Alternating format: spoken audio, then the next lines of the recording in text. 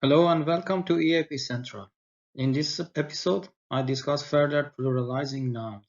Hence, if you have not yet watched the first episode on pluralization, I highly recommend you to watch it first.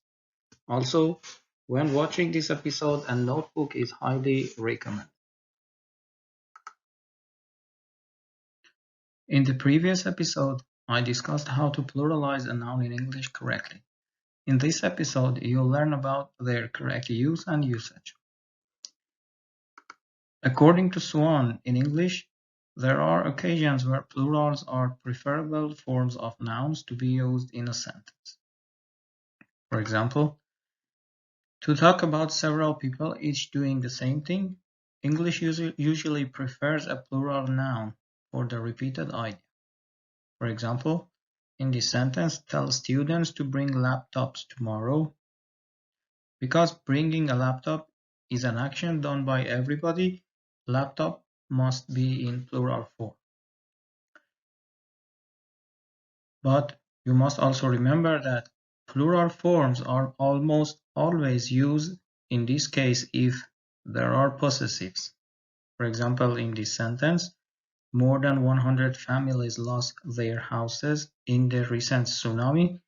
Because we have there as a possessive adjective, we must use the noun after that in plural form. So it is houses. Next one. In descriptions of repeated single events, singular and plural nouns are both possible. When no details are given, plural nouns are more natural. For example, look at this sentence. I often go for walks around a lake. Walking is a repeated event that is described with no extra detail here. Therefore, we use the word walk in plural form, like walks. But look at the second sentence. I often go for a walk around the lake when I have stress. Because we have a detail here, so it is about time when I have stress, then we can use walk in singular form. In the next case, which is about generalizations and rules, singular and plural forms are both possible in generalizations and rules. Also, mixtures of singular and plural are possible. For example, look at this sentence. Trashes must be thrown in a trash bin. So as you can see, it is a general rule. We just throw trashes in trash bins, not industries or passersby. But as you can see, trashes is in plural and trash bin is in singular. So both is possible. The next one is compound noun. It is a little bit tricky. Compound nouns have their special pluralization rules. According to Herring, we usually pluralize a compound noun by adding an s or es to the main word or the defining word of the compound noun, which is usually the second word, but not always. For example, in the combination of noun plus adverb, the plural s is usually added to the noun. Like, for example, the word passerby, which is a combination of a noun, passer, and an adverb by. We add s to passer, so it is passersby. But in the combination of verb plus adverb, the rule is like noun plus noun. So, for example, in check up, we don't add s to check. We add s to up, or the second word of the compound noun. But sometimes, for example, words like mother-in-law are used like mother-in-laws by some people informally. So if you just see them something like that, you can understand that it is some kind of informal way. So it is better to say mother-in-law instead of mother-in-laws. In noun plus noun structures, which is the next one, the first noun is normally singular in form, even if it has a plural meaning. Otherwise, the first noun has no singular form, like clothes. When it is not obvious which of the word is the defining word, we pluralize the first noun. For example, in the Secretary General, we don't know which one is the defining word, so we add s to the first one. So it is Secretaries General. Otherwise, if it is obvious, like haircut, which is just one word, we add s to the end. So it is haircuts. Finally, according to Eastwood, in expressions with man or woman plus noun, both parts change to the plural. Like woman jockey, in plural form is women jockeys.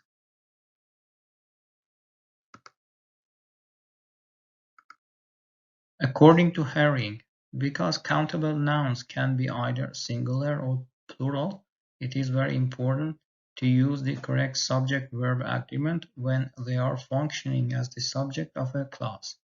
Subject-verb agreement refers to using certain conjugations of verbs for singular subjects and using other conjugation for plural subjects. This happens most noticeably with the verb to be, which becomes is or was with singular subject nouns and are or were with plural subjects. However, sometimes it is challenging to decide on the correct form of a verb. I try to explain some points that may help you decide on the correct form of the nouns and subsequent verbs in this slide.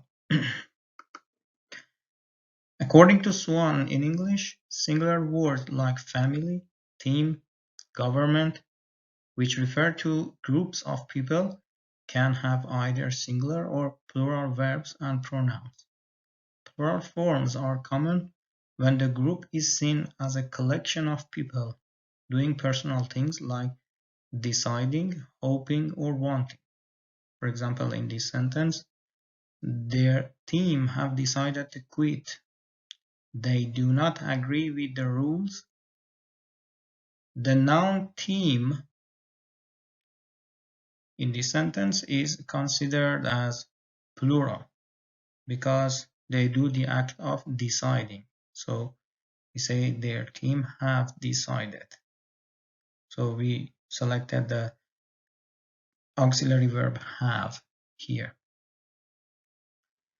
And also in the next sentence, the team is referred by they, which is a third person singular. So in this case, team, because they are doing the act of deciding, is considered plural. Singular forms are more common when the group is seen as an impersonal unit, like in the sentence, an average score team has 12 players. In this sentence, a team is seen as a group. Therefore, indefinite article an and the singular verb has are used. Next one is about relative pronouns with who and which.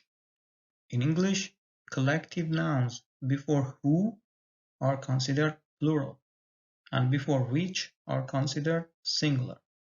For example, in these two sentences, the committee who are in the room or the committee which is selected for evaluating applicants. The collective noun committee is considered plural before who and singular before which concerning the verb in the sentence. As you can see in the first sentence, after who we have are, so committee is considered plural, and after which in the second one we have is. In other words, committee is considered singular. The next case is about collective nouns after singular determinants. When a group of nouns is used with a singular determiner like a, an, each, every, this, that, singular verb and pronouns are normal. For example, in this sentence, each or a or every or that or this theme is unique. It has its own potential. As you can see, the singular verb is and the singular pronouns eat and eats are used. Next one is about amounts and quantities. Swan explains that when we talk about amounts and quantities, we usually use a singular determinant, verbs and pronouns, even if the noun is plural. For example, in the sentence, I think this 5 liters of milk is not enough. Although 5 liters is a plural noun phrase, the singular determiner this and the singular verb is are used. Next case is about calculation. When talking about calculations, both singular and plural verbs are possible. For example, 2 times 5 is or are 10, or 10 plus 10 and 10 is or are 20.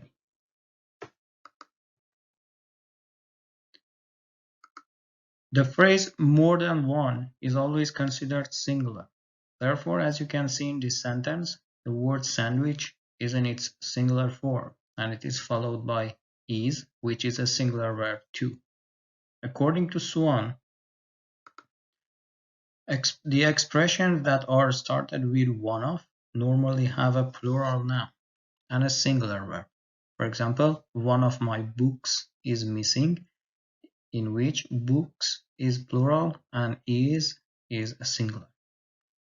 However, in the second sentence, as you can see, it must be noted that according to Swan, after expression like one of the, singular and plural verbs are both used in relative clauses beginning who, which, or that.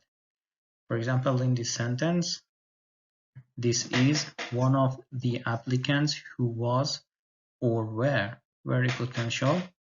After the relative pronoun who, we can have both was and were. Although names of some countries or organizations have plural s, like United States or Friends and Burgers, they are still considered singular. For example, in this sentence, United States is in a healthy relationship with Europe. When two singular subjects are joined by and, the verb is normally plural, like in the sentence, Jake and Charlie are playing together. As you can see, Jake and Charlie are connected by a coordinator and it is considered plural. Therefore, we use the auxiliary verb are to show the plurality of the subject. However, if some phrases with and are treated like single ideas, they must be considered singular and followed by a singular verb. For example, your cheese and bread is on your desk.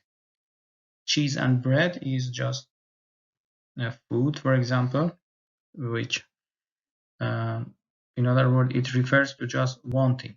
Cheese and bread is just one thing or one idea. Therefore, we use the auxiliary verb is to show that it is just one idea.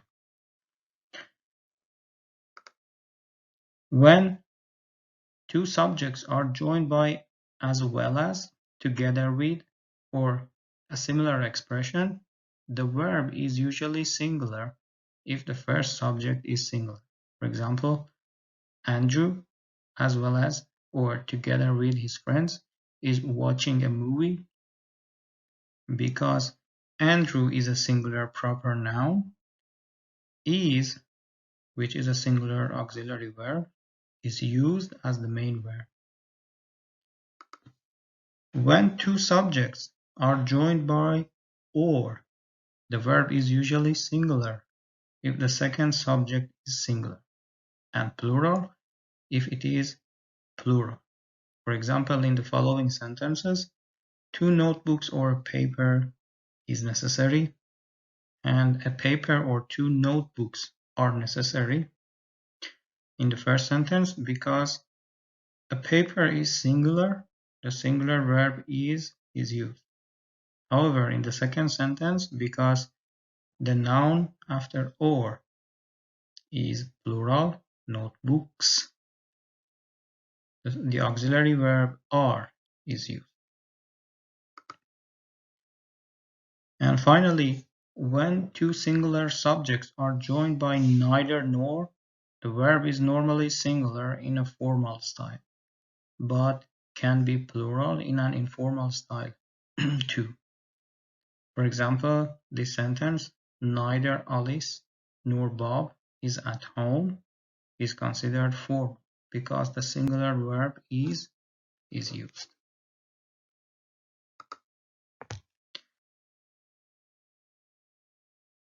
Okay, it was a long episode. Thanks for being with me till the end of this lesson. However, this discussion continues in later episodes. If you think you've learned something new, please do not forget to like this video and subscribe to this channel. Moreover, if you have questions or I have forgotten to mention some important points, I would appreciate that if you share them with us in comment section below. Thank you and see you at the next lesson.